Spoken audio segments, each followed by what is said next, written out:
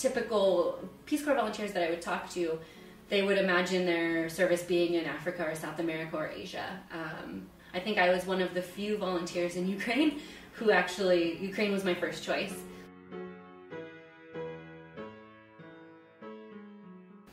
I can't tell you how shocked and how bizarre it felt to be in Ukraine.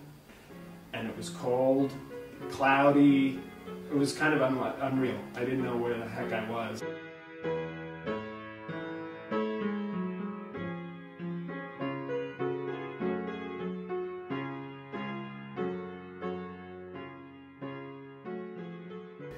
Well, we were all really exhausted when we arrived. The first thing that struck me, I looked out my window and I was like, wow, I can't read anything that's written on these buildings because everything was in Cyrillic.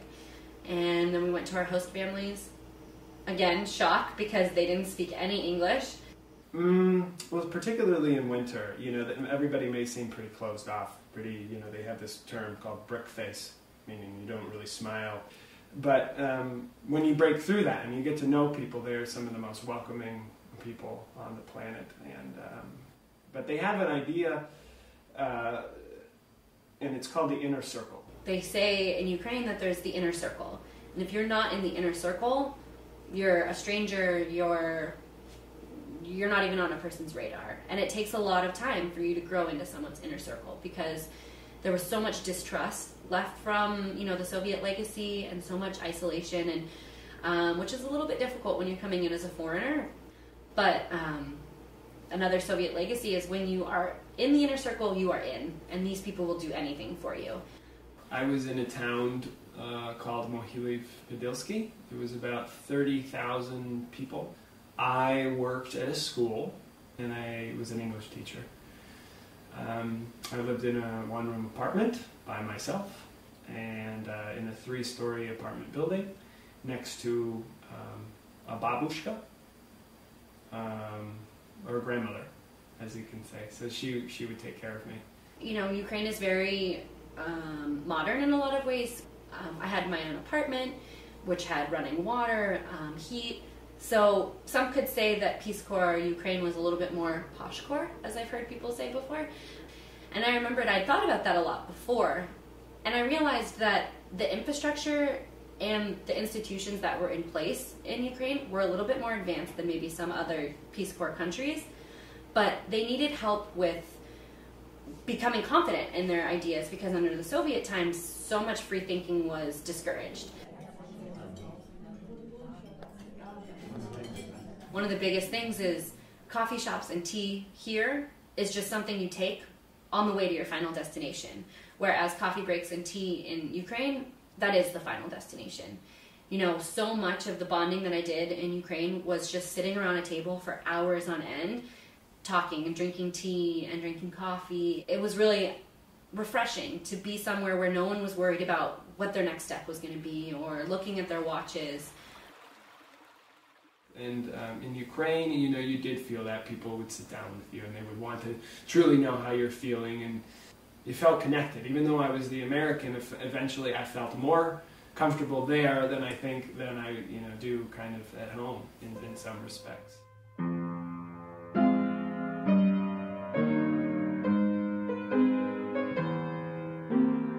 So, but the current unrest basically started when it became publicized that the Ukrainian government was thinking about signing an association agreement with the European Union. He announced that he wouldn't be signing the agreement and that instead he was going to take a $15 billion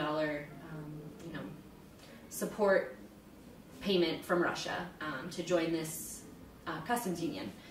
And immediately overnight, people started going out to Kyiv Independence Square, which was the site of the Orange Revolution.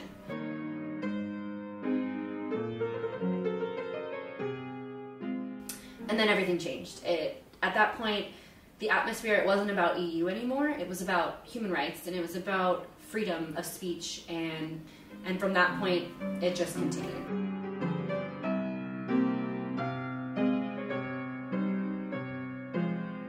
On those days, over 100 people died, thousands were injured. It took a whole new direction, and it was incredibly scary, and that's when I think Yanukovych realized that he couldn't really fight this anymore, and he ran away. It was really tough. The hardest thing about the whole situation was knowing that I was just the foreigner that was living there, and watching my colleagues and my friends and my family members, my Ukrainian family, watching them being just devastated. It may have seemed kind of crazy that we were leaving, but the situation was so volatile. It could go this way, it could go that way.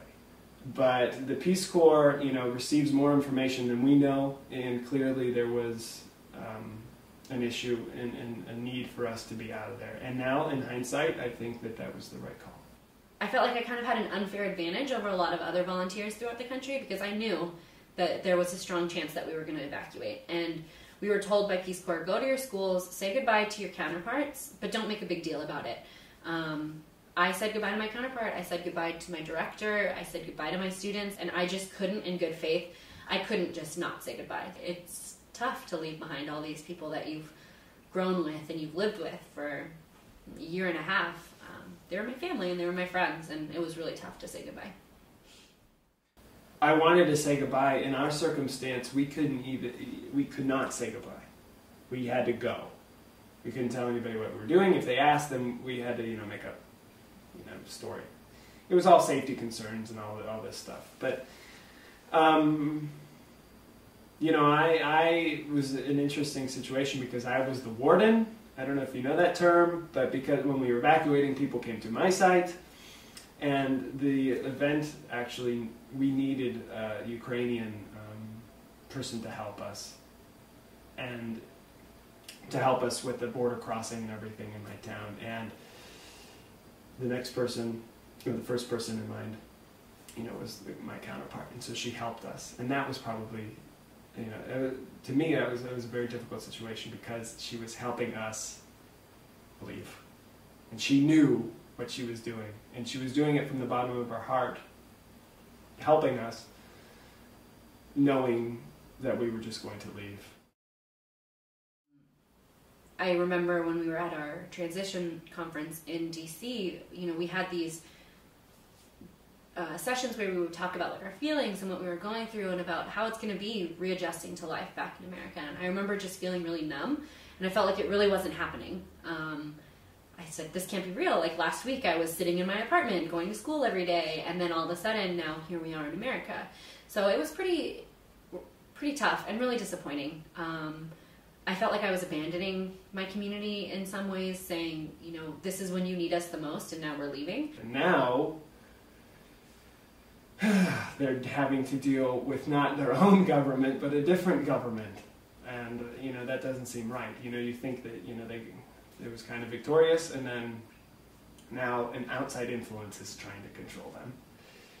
Usually when you watch the news, you'll see something happening on the other side of the world, and, you're like, oh, that's horrible.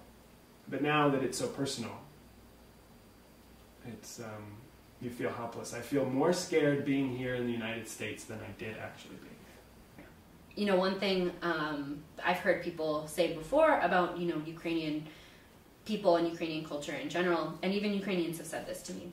They'll say, my life is what happens to me here. Life is what happens to me. My future is what happens to me. And I think they want to step away from that mindset of having no control over what happens in their life, and they want to change it to, my life is what I make it. A good friend of mine, he's 18 years old, he thanked me for being there to show a different perspective, to show kids that they can be leaders, to show, individuals that they can change their stripes if they try, to be optimistic, to see that things don't need to stay the way that they are. And right now, things aren't staying the way they are. They're changing dramatically. And I've seen the resiliency of the Ukrainian people, and they will, I feel and I hope that they will be able to choose, their future in the way that they want to. And they're ready to make that change.